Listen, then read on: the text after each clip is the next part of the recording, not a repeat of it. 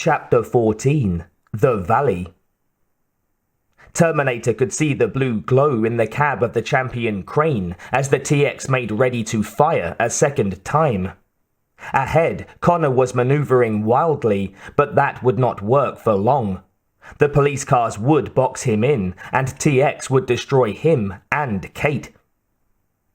Terminator took the Mossberg from the saddle rack, cycled around into the breach, and fired at the crane's left rear tire. The machine had 18 wheels, but the one shredding tire was enough to cause TX to lurch a little to the side at the same moment she fired. The shot went wild. The beam of raw energy struck the rear of the squad car off Connor's right, instantly incinerating it. The flaming wreckage tumbled end over end. Terminator prepared to take a second shot when the ambulance behind him jolted his rear tire, almost making him lose the bike. The crane's boom accelerated to the left as it extended, dropping a massive hook on thick cables that swung like a lethal wrecking ball. The hook smashed into Terminator's chest, slamming him off the motorcycle. At the last moment, he grabbed onto it with one hand, still holding the shotgun in the other. Suddenly, he was swinging wildly to the left. He twisted his body just as he slammed hard into the pursuing ambulance, shoving it over on its side, sending it skidding down the street in a trail of sparks. Terminator swung right again, in time to see Connor, still harried by one of the squad cars, duck down a side street and disappear. It was too sharp a turn for the crane, which roared through the intersection. Terminator, dangling from its hook, smashed off parked cars, lampposts, and anything else in his path, as he continued to try to bring his shotgun to bear on the TX's head. The crane suddenly swerved to the right, crashed over two parked cars, jumped the sidewalk, and smashed into the glass wall of a building. Terminator found himself crashing into pieces of brick and steel, and wires and pipes and girders, as the massive machine careened down a long work area and burst through the opposite wall, back out onto the street in the next block. As the big crane made the impossibly sharp right turn with the boom extended, carrying Terminator's 200 kilos out at 90 degrees, it lifted off the 9 wheels on the left, balanced there ponderously, like a huge whale about to be beached by a gigantic comber, but then regained its balance when the front end finally came around. Connor was on the next street over, and Terminator's heads-up overlay map of the local streets showed that the pet van would have to come down this street. TX had the same overlay. Terminator twisted around and brought his shotgun to bear directly on the TX's cranial case, hoping to at least take out its optical lenses, when something large, horns and sirens blaring, loomed directly in front of him. He turned at the same instant. A mammoth hook and ladder fire truck, moving at high speed, struck him square in the torso. The force of the collision was so great he lost his grip on the crane's hook, which went flying upward to the right, and his shotgun, which arched overhead to his left. The champion crane flashed away. Terminator felt the much weaker metal and glass of the fire truck collapse under his weight. The entire machine shuddered from front to rear. 2 massive motor mounts on its Cummins diesel snapped like dry twigs.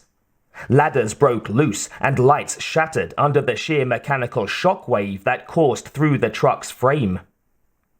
Terminator's head and upper torso passed through the shattered windshield, and he found himself, one hand on the big steering wheel, looking up at 2 firemen, shocked beyond movement, mindless of the blood streaming from the cuts on their faces from the flying glass. What they were witnessing simply could not be happening. "I'll drive," Terminator said. Both firemen came to life at the same moment. They shoved open the doors and bailed out, hitting the street and tumbling end over end, protected by their helmets and heavy fire suits from any serious injuries. Terminator, still holding the wheel, climbed into the cab of the rapidly decelerating fire truck, studied the controls for just a moment, then jammed the gas pedal to the floor as he prepared to make a 180.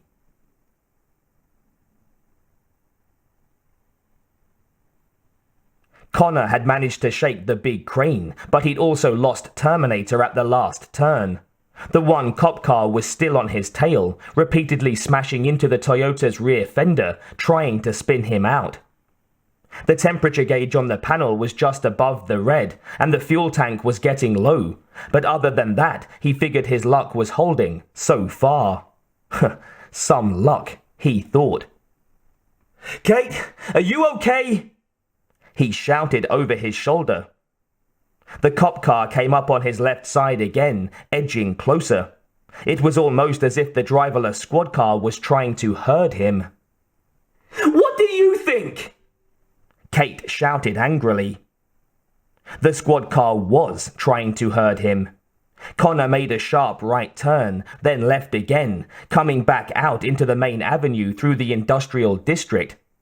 The champion crane was there, less than 50 yards down the street, barreling right at him. Its boom was extended forward, and its hook was throwing up showers of sparks as it tumbled and banged along the road. Connor slammed the gas to the floor, but the squad car pulled ahead and swerved directly into his path. He had to hit the brakes. He hauled the pet van left and tried to get around the cop car, but he was cut off again. The crane halved the distance between them, and TX recharged her weapon for a final shot that could not miss at this range.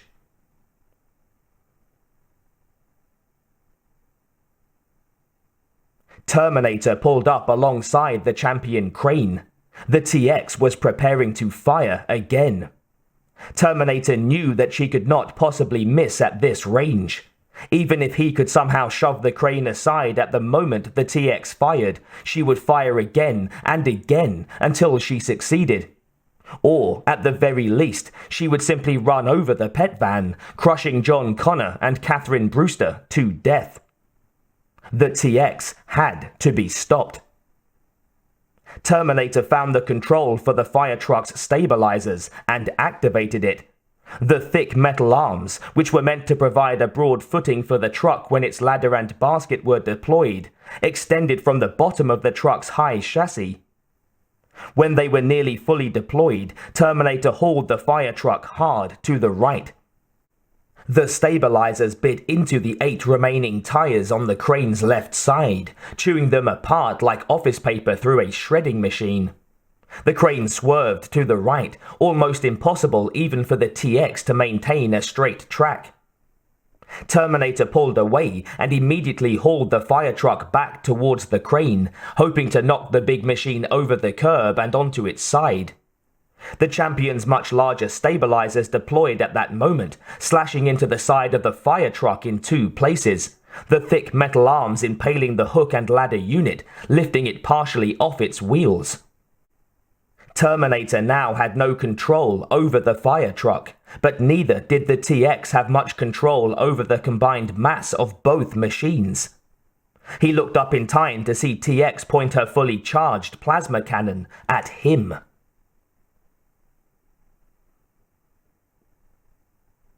The cab of the fire truck disintegrated in a blue flash, molten metal and glass bursting outward as if the truck had been a mass of mercury dropped onto the pavement. TX found that she still had enough control of the champion crane to complete this element of the mission. In fact, the fire truck attached to her left side acted like an outrigger. The Emery pet van was less than 10 meters ahead, just out of range of the dangling hook, but still effectively boxed in by the squad car. All other traffic on the road had pulled out of the way. It wouldn't be long before the LAPD arrived in force. Already the 911 switchboard was being flooded with calls, even more not getting through because of computer problems at Pacific Bell's main LA exchange. TX waited indifferently for her weapon to recharge. As the power cell came into the green range, she aimed the weapon at the back of the van, her target acquisition stabilizing system switching to active.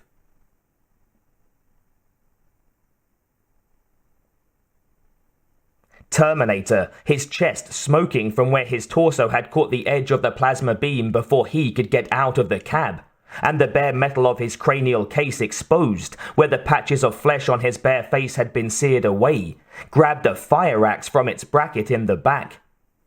The TX was getting ready to fire again. The blue plasma glow was rapidly intensifying. Terminator scrambled up on the fire truck's ladder basket and swung over the top of the champion's cab, the roof sagging under his weight. He stepped back, balancing on the edge, as the sheet metal was blasted from inside, and the TX burst up through the blue-tinged opening, moving like some predatory creature out of its lair, ready for battle to the death. Terminator was waiting. He swung the fire axe with every kilo of his strength at the cyborg's skull as she rose up out of the cab. The axe blade bit into the first layers of the TX's cranial case, but immediately struck the malleable ceramic titanium armor. The axe handle shattered, and although no vital circuits had been damaged, the force of the blow was enough to sweep the TX off the roof of the crane and down between the two vehicles locked together as they barreled down the street.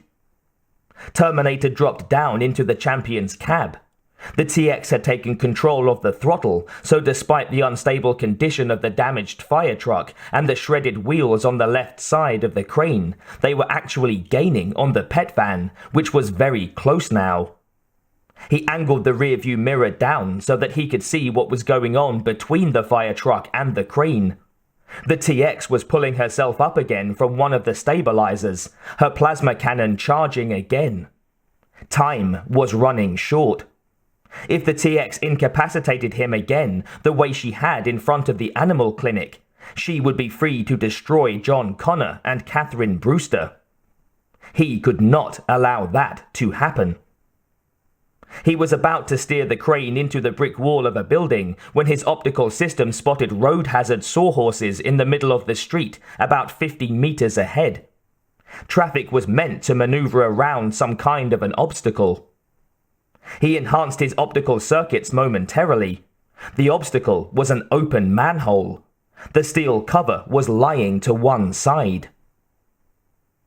Connor, behind the squad car, did not spot the barricades in time to avoid them, but he did manage to miss the open manhole by inches. The pet van fishtailed nearly out of control down the street. The cop car spun out and stalled at the same time that Terminator hauled the champion's steering wheel hard right, then left, then right again. The big hook, bouncing and skipping up the street at the end of the extended boom, swung left and then right like a pendulum. It just caught the edge of the open manhole and dropped down inside the tunnel, the thick steel cables unreeling like a fishing line that had snagged a whale. Terminator pulled himself back up on the roof of the cab as the hook caught on something solid. The cable suddenly went taut as Terminator leaped from the champion crane and onto the roof of the pet van. He swung himself over the side through the open driver's door, shoving Connor aside. "Hold on," he said, and he stamped the gas pedal to the floor. He swung around the cop car and glanced in the rearview mirror, in time to see the entire tangled mass of the champion crane and the LAFD truck, between which TX was preparing to take her shot, stopped dead in the street as the front of the boom dug into the pavement. The back of the wreck shot straight up into the air, the 80 or 90 combined tons of metal and glass and plastic coming down like an earth-shattering meteor on the squad car, instantly flattening it. The entire mass erupted in a huge ball of fire, the blast shattering windows along the entire city block.